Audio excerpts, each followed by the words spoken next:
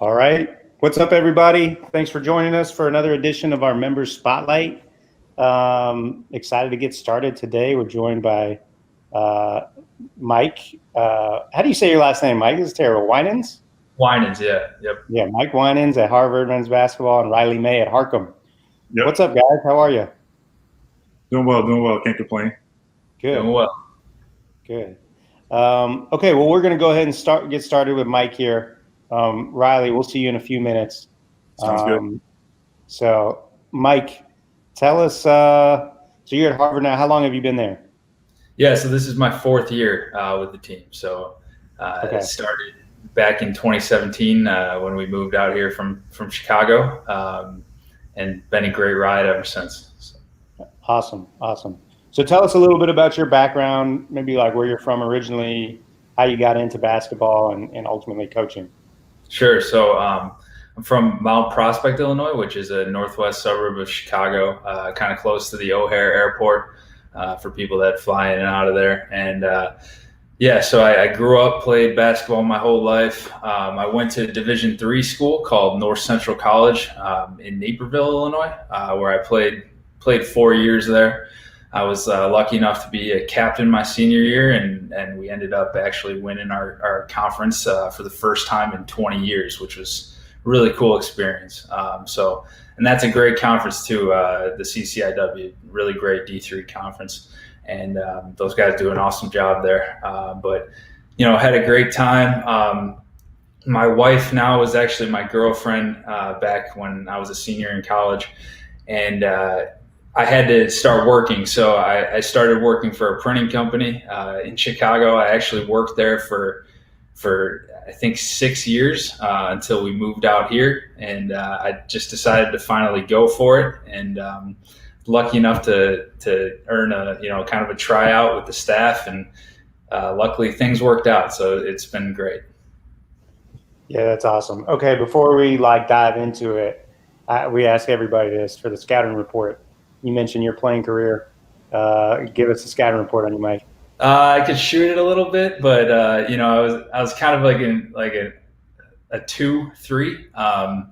But yeah, I kind of was a pretty good spot up shooter, and that's about where it ended for me. I was pretty good at letting it rip, but not a great defender. You could probably pick on me on defense, that's for sure. But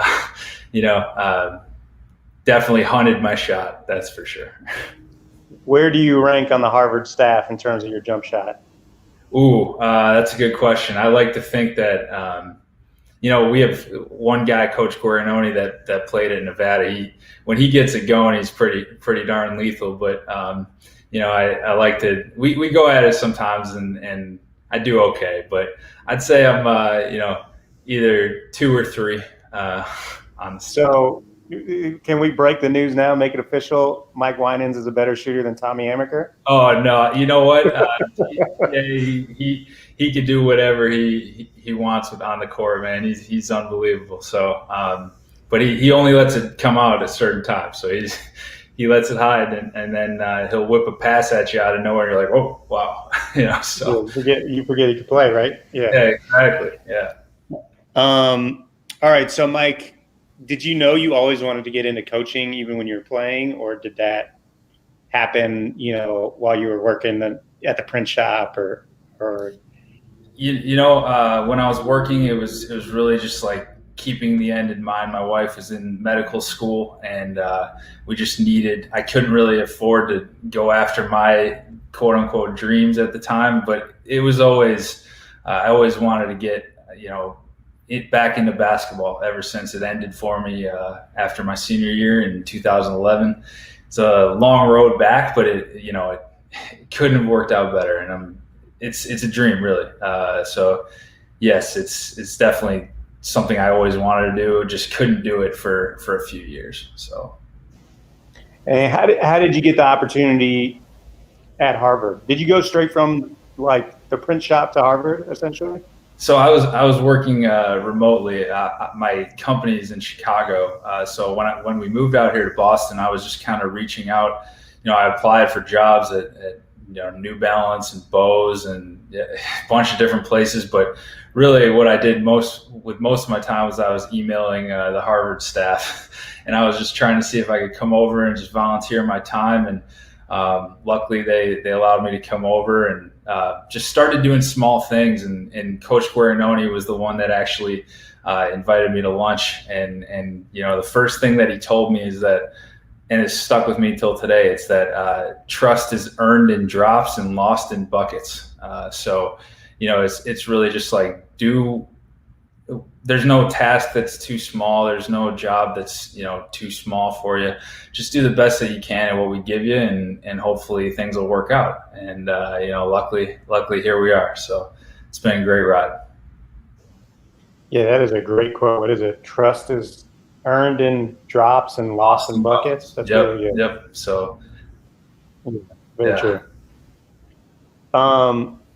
So what are some of the things that you did over those 4 years? I feel like a lot of people want to be a volunteer, or they're willing to volunteer at a program. But how do you go from that to being fully ingrained on staff and, build a spot, not a permanent spot, but yeah, basically. Sure. How do you earn trust and get that, earn that role? Yeah. So I think the mindset that I came in with that might've been pretty good for me was that I just really wanted to be a part of it. And really just, I looked at the staff members, like the assistant coaches and Casey, our ops guys, like my new friends. I moved out to Boston. I didn't really have a network. And, I just told those guys, I was like, hey, whatever you have for me to do, I want to hang out and I want to be part of it. And whatever it is, if it's folding T-shirts or, if it's putting Gatorades away or, anything like that, I just was willing to kind of step in there and take those, minuscule tasks and do them the best I could without ever really complaining or doing anything like that. So those little trust droplets, I guess, built up over time. And then Coach Amakur started, recognizing that I was doing an okay job and started giving me some more things, and it just really worked out well. So. Okay, talk a little bit about Coach Amakur.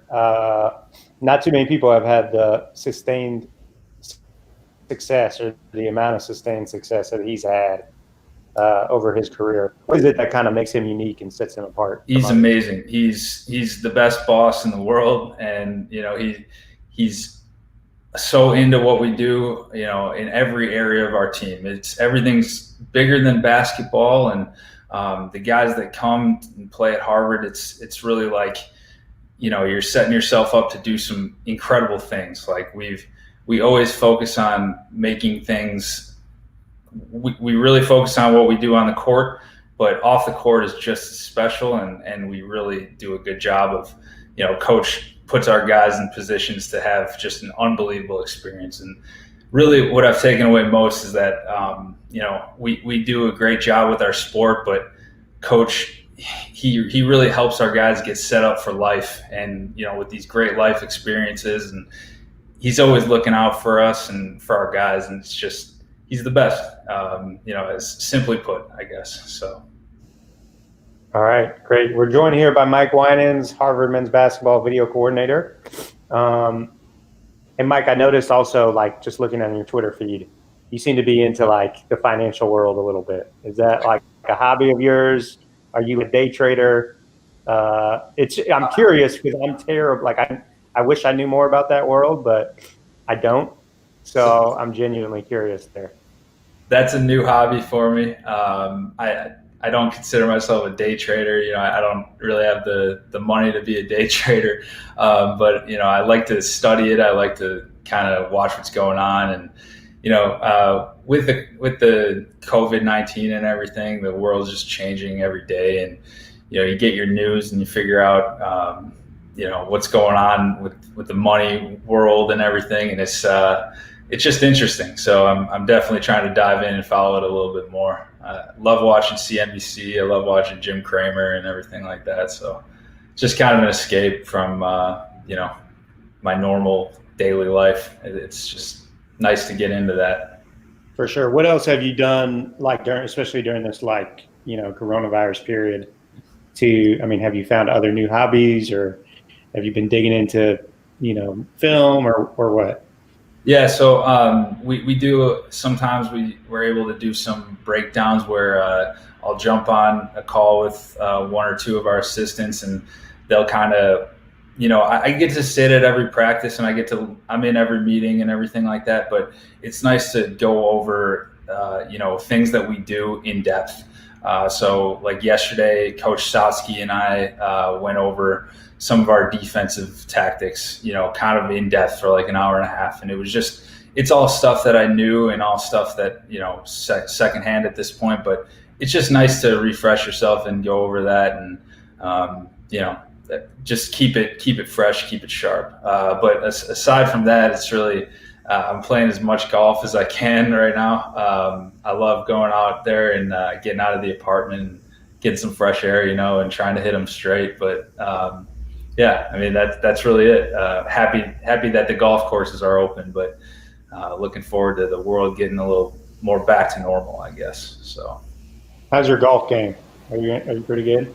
I'm in a bad stretch right now. I was playing pretty well a couple weeks ago, and then it's kind of hit a dip here. So I'm anxious to get back out there when I can and kind of work out the kinks. But yeah, I'm a work in process, that's for sure.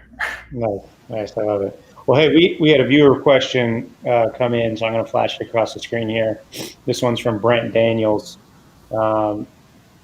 When you were out of basketball, what are some things you did to stay connected enough to eventually get back in?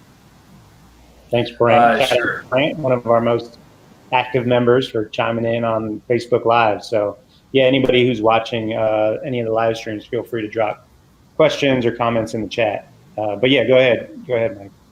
That's awesome. So I actually have a pretty darn good relationship with our high school varsity coach back in Mount Prospect.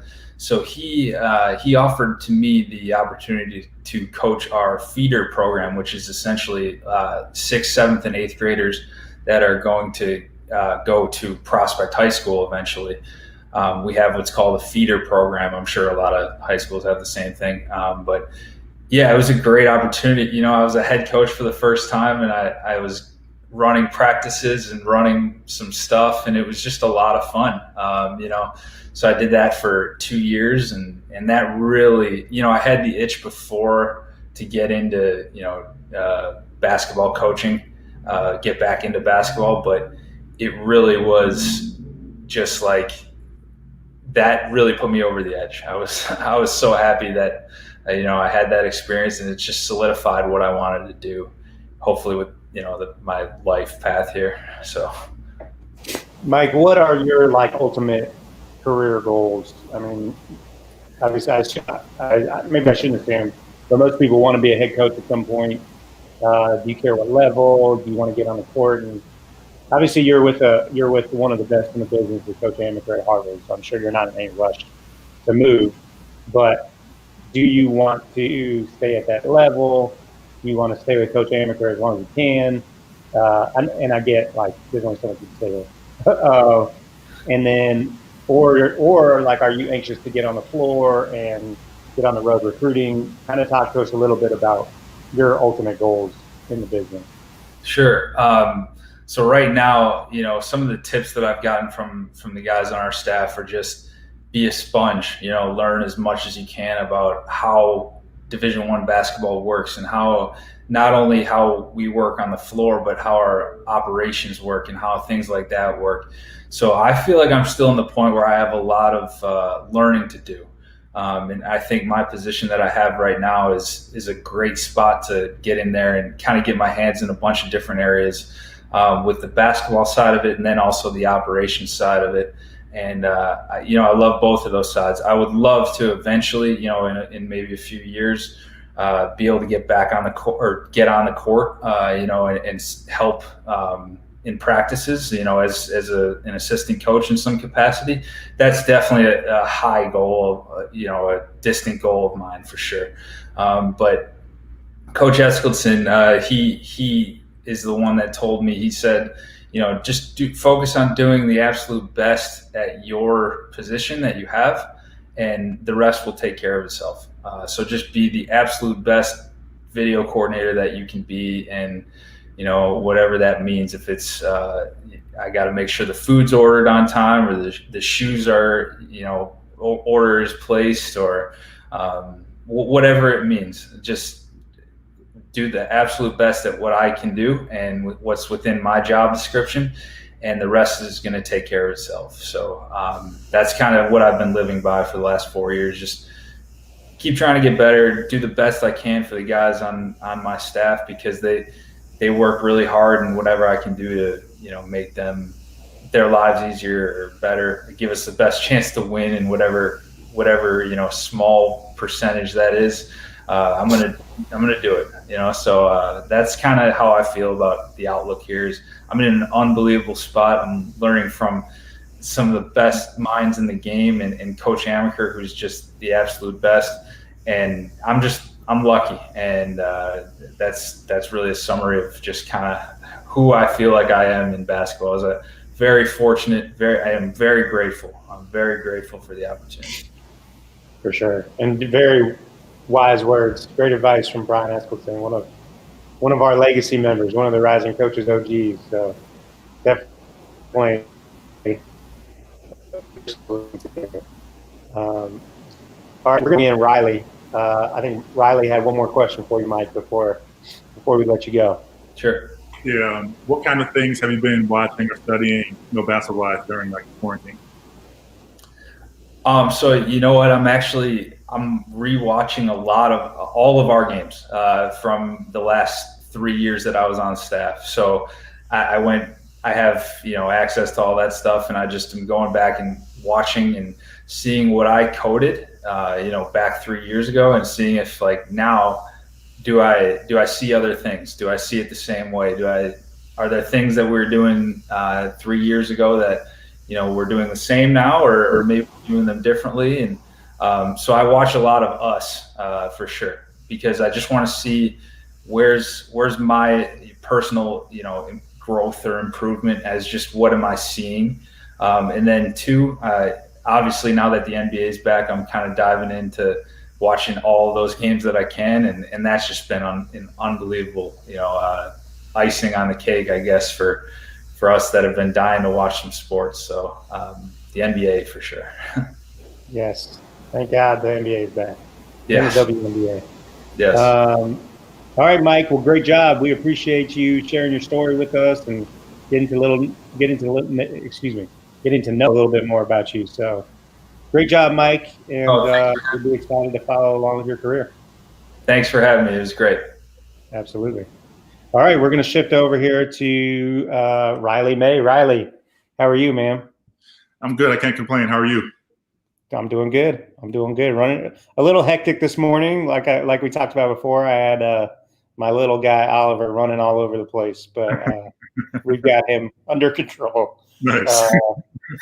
So, anyways, Riley, tell us a little bit about your background. Obviously, you're at Harcum. Did you just get the Harcum head coaching job? Yeah, I just got it. I just announced it the other day. Actually, I just got the head coaching job for the women's team over there. That's great. Congratulations. Thank you. So I guess before we get into your background, I'm going to start asking, what is, the last month been like for you, from trying to get involved with the job to where you are today, where you got it, and now I'm sure your head's spinning, going a mile a minute, trying to get situated.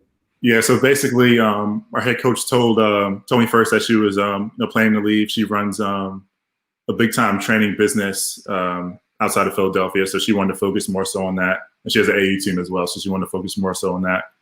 I always wanted to pursue coaching at a higher level. I was already an assistant coach there, so she pretty much told the AD hey, I think Riley would be really good for the job. He knows the kids, obviously, knows how the school runs and everything like that. I think he's ready for the opportunity. So the head coach, I was on a Friday. The athletic director called me on Monday and said hey, if you want the job, pretty much is yours. So it's been with everything going on, it's been kind of crazy. We have a bunch of international kids, so my main focus is trying to make sure that they're able to get on campus for this year, or try and decide if it'll be better for them to come. We don't start until January, so we're trying to decide whether it's better for them to come first semester and just be a regular student, take regular classes, or kind of stay overseas until January, until hopefully things calm down, and just take online classes for first semester. So it's been it's not the first couple of weeks I thought I would have for my first head coaching opportunity, but it's a once in a lifetime type thing with this COVID stuff going on. So it's trying to make the best of this situation. Yeah, when you're coming up through the business, imagining your first head coaching opportunity, you probably don't factor in a global pandemic. Okay, Riley, well, take us back, man. Take us back to the beginning and give us a little background of your story and kind of how you got into basketball and ultimately coaching. Yeah, so I've been playing basketball since I was like a kid, real little kid. I never really played any other sport. My dad coached in Brownsville, Brooklyn. So every summer I'll be going to this is a kid used to go and play basketball out there. Went to Stroudsburg High School. We moved to the Poconos when I was like in 5th grade. So I went to Stroudsburg High School for 4 years. Played for a really good coach in Sean Thornton. He's now an assistant at East Stroudsburg University. Played at Norfolk State down in Virginia. Had some success there. My sophomore year, we went to the tournament. We beat Missouri in the first round. So had some success in college. My junior year, we went undefeated in conference, one of the few teams in the country to do that. Then I remember my exit meeting with my head coach, and he kind of asked me, like, would you be interested in coaching? I had a solid playing career. It wasn't anything crazy at all. But I wasn't really interested in coaching at that point. I kind of wanted to try to pursue playing overseas. I played super briefly in China for about a month and a half. Had a crazy experience there. At that point, I was already coaching at Stroudsburg High School as a JV coach. Once I came back, I really didn't want to kind of pursue playing overseas again. So I kind of went all in on coaching. I was training our kids. I was doing a lot of player development stuff with the kids in the area. I was working at hoop group camps and met a bunch of people there. I got the opportunity to go down to the Skill Factory for a couple of weeks, and I played with Rob Johnson. I know we had Rob Johnson about a month or so ago. So he invited me down there to work out some of the bigs at a camp. And at that point, I kind of decided, like, yes, I really want to pursue this full time. I got an opportunity. Backtrack. One of my kids from Stroudsburg was getting recruited from a coach at DeSales University. And I remember just chopping up with him, just having a good conversation. Fast forward a couple of years ago, that coach was an assistant coach at Lehigh. And they were looking for a Dobo. So he hit up a mutual friend who knew I was kind of trying to get into college coaching. So I ended up getting a Dobo job at Lehigh a couple of years ago on the men's side. It was a great experience working with Coach Reed and working with Tony White, Noel Hightower, Harry Moore. Those was a great staff to work with. We had a pretty good team that year. Kind of at that point, not being able to be on the court or recruit and stuff like that kind of was frustrating. It's tough trying to go from a Dobo job to an assistant job because you don't have recruiting. You don't really get that much recruiting experience. There's stuff you can do on the side, but it's not true, real deal recruiting experience. So randomly, this girl I went to prep school with, I did a postgrad year at Petty after Stroudsburg High School. A girl that played on the Petty's girls basketball team, played at UVA. She was working at Harper as an assistant. She just got the head coaching job, and she randomly hit me up and was like, "Hey, I know you're trying to get an assistant job. Would you be interested in being my assistant?" So for the women's team, I had no real desire to coach women's basketball at that point. But I kind of kept an open mind about it. I knew I really didn't want to be a Dobo for another year, mainly for financial reasons, not because of the job or anything like that. But I ended up getting the job at Harcum and just fell in love with it from there. So I've been at Harcum for 3 years, and I coached with the Philadelphia Bells as well, AU team. I'm with their EYBL team. So I've been blessed to have some really good coaches who have coached me, and I've been blessed to work around some really good coaches as well. and to work with some really good, talented players. Yeah, absolutely. Okay, I have a lot of questions for you, but let's start off with your playing career at Norfolk State. I guess before we get into it, and because I want to ask you about why you guys are so successful, but before we do that, we got to get the scouting report.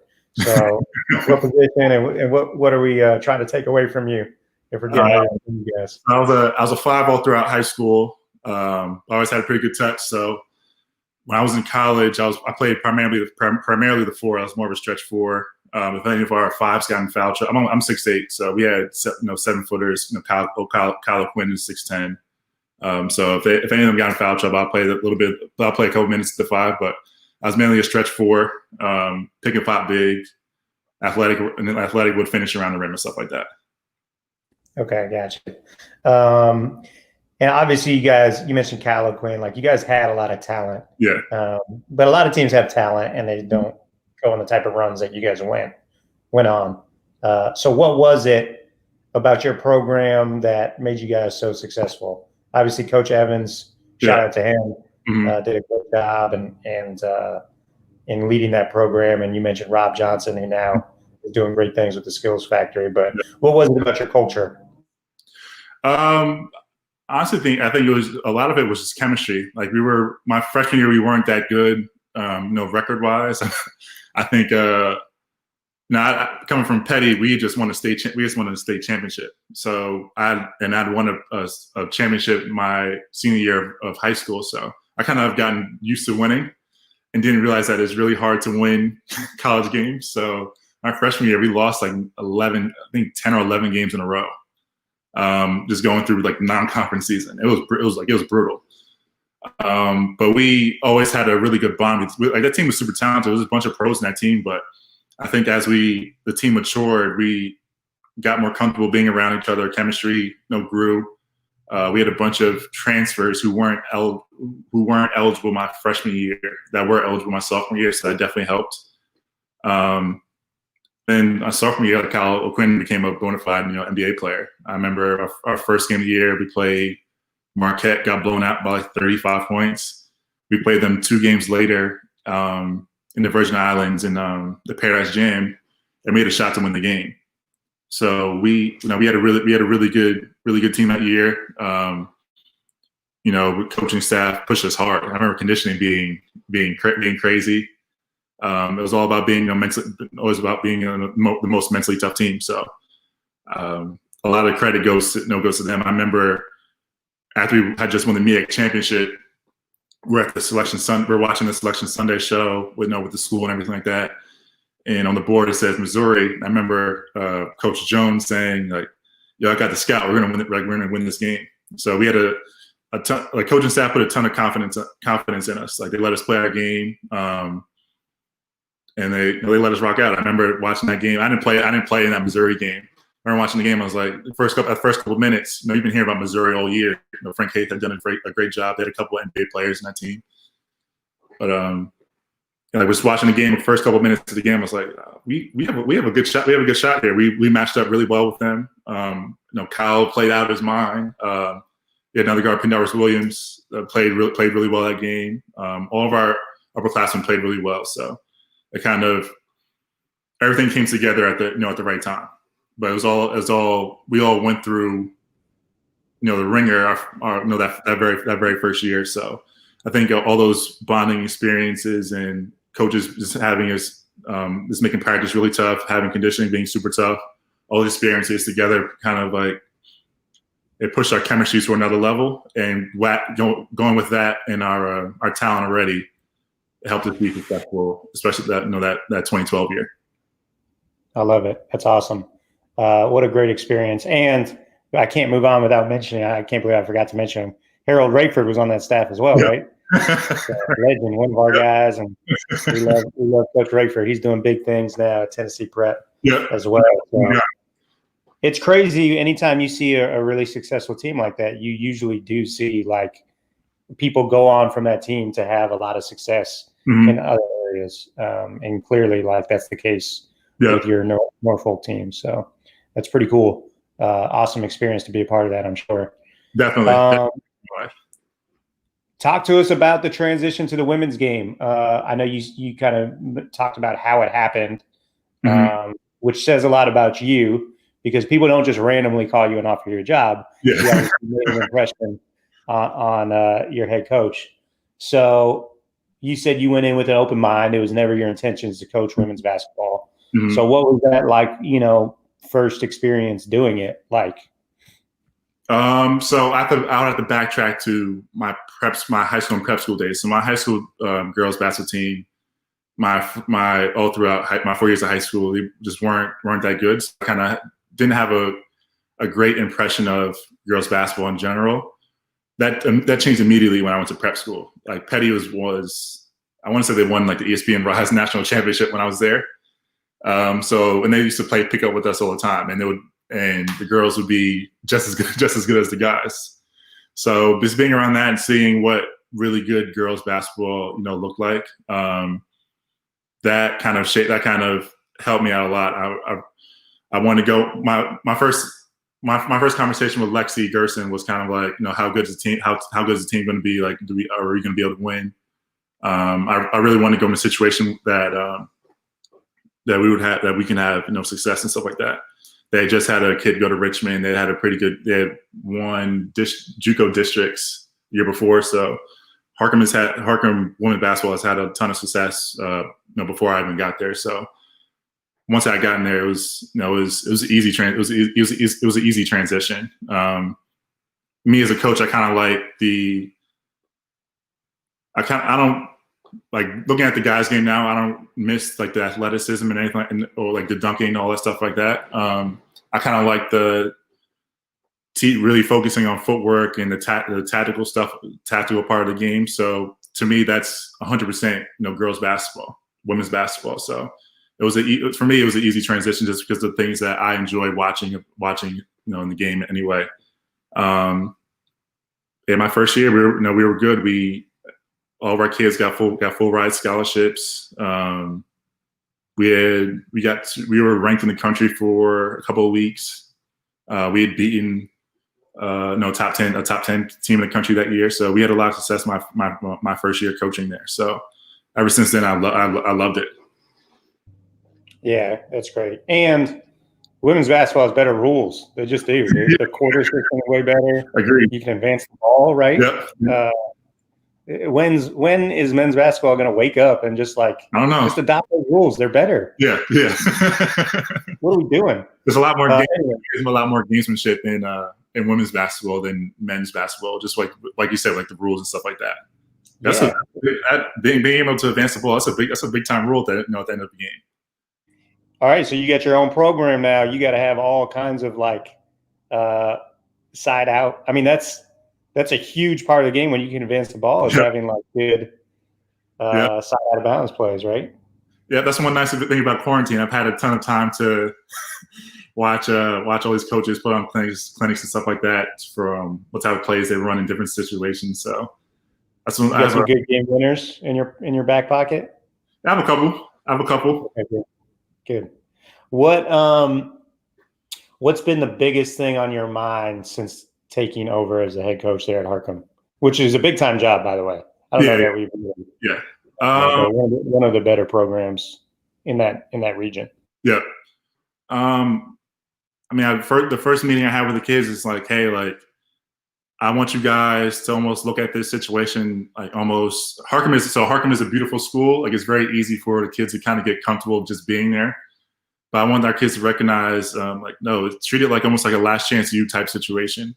I want you to come in and I want you to be hungry 100%, 100% of the time, because this isn't your forever home. I want you guys to pursue more, whether it's a Division I scholarship, D2 scholarship, or going to an NAIA school. So I want to create a culture where the kids are hungry and competitive and want to get after it. And last, I want to have a culture of winning. Harcum is, like you said, is a big time program in our area in the Northeast. I'd love to get Harcum to the point where it's recognized the same as the Kansas JUCOs, the Texas JUCOs, the Florida JUCOs. So I think right now just kind of just laying the groundwork to eventually get to that point. So there's no reason for that Harcum can't get to that level. Our men's team has done that. Harcum men's basketball has a big time reputation. I want to get the women's program up to that level as well. Had you spent a lot of time over the years putting together your philosophy of how you'd run a program, or have you just really kind of focused on the task at hand, and now that you have this opportunity, now you've really spent this off season trying to put all that in place? I would say I've mainly been focusing on like the task at hand. Initially, my plan was to go from being a Harcum assistant to being at a 4-year school, being an assistant or a video coordinator or something like that. I didn't really envision myself getting moved up to the head coaching spot at Harcum. But I think for me, I kind of, like I said earlier, I've had a lot of really good coaches throughout my life, coaches I played for, coaches I worked for. So I feel like my philosophy is kind of a blend of all the experiences that that I've been around. I definitely, being around the JUCO game is very different from like being at a Division I school. So how we play and everything like that is a little bit different than how we played at Harcum. Would be different if I was at a head coach at a 4-year school. So I think this quarantine period has been big for me in terms of trying to figure out how I would want to run a team off the court, how I would want to run a team, on the court and stuff like that. So I've had a good amount of time these past couple of months thinking about, if I did get that call one day to be a head coach, how would I run my my program, my system, stuff like that. All right, Riley, last question from me is when you do kind of move over to that office in that chair, and you're the boss, and everything starts and stops with you in the program, how any strategy for how you're going to manage that, amount of pressure? And some people like pressure, some people don't. But regardless, like any strategies of how you as a human being are going to handle, like navigating all of that, because it's a lot of shit, right? I think my double experience at Lehigh will help a lot, because being a double at Division I level is a big time job. So there's a lot of pressure comes with that. I remember being at Lehigh and that experience. You're always on go. That was kind of like our motto with the one assistant. Like, you're always on go. You're always on call. It's always your fault. So that kind of having that, bring that mindset over to that head coaching spot and realizing that I'm responsible for everything. I embrace that. I like that. Our coach from Lehigh actually texted me yesterday. He said, asking for advice. He said, just be you. Like, you didn't get the job, trying to be anyone else. Just be you. So that's what I'm going to do. I'm a fun-loving person. I'm competitive, so that's going to be me. We're going to have a ton of fun at practice and during games, stuff like that. But we're going to get out there and compete. So that's kind of how I'm walking into that office and how I'm moving over a couple of seats. But yeah, I'm excited about it. It's a new challenge. So I'm ready to embrace it. All right, Riley, if I get on Instat later this year and I watch some of your game film and I see you cussing at your players and your staff, I'm going to call you. I'm going to be like, hey, remember, you're supposed to be this fun-loving guy. Get back to the plan. No, I'm sure you won't. I can play when I yell, so I'm pretty laid back as a coach. But if I'm yelling, my coaches know. My players know. Like, okay, I'm really doing some shit wrong. So I try to pick and choose when I'm yelling at my kids. Absolutely. No, I'm just messing with you. You'll do great, I'm sure.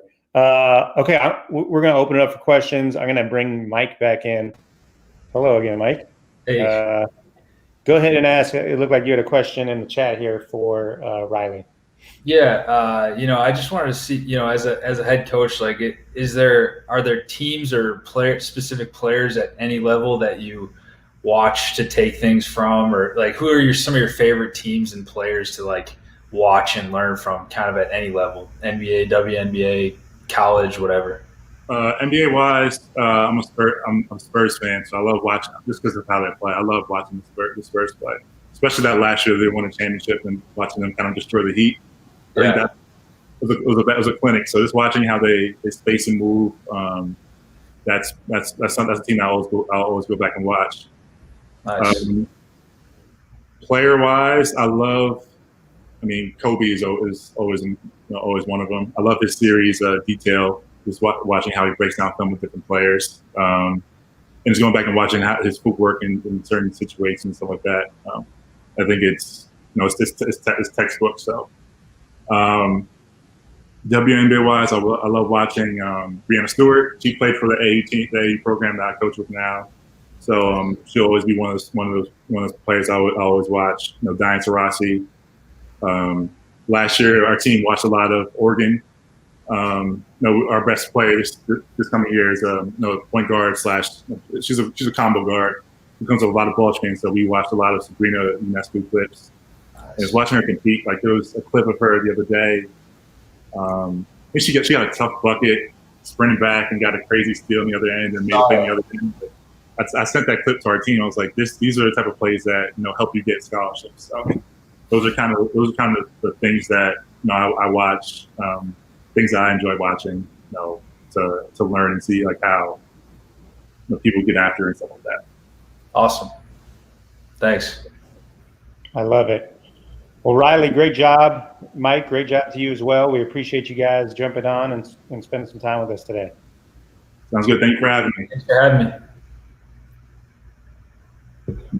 Thank you, guys.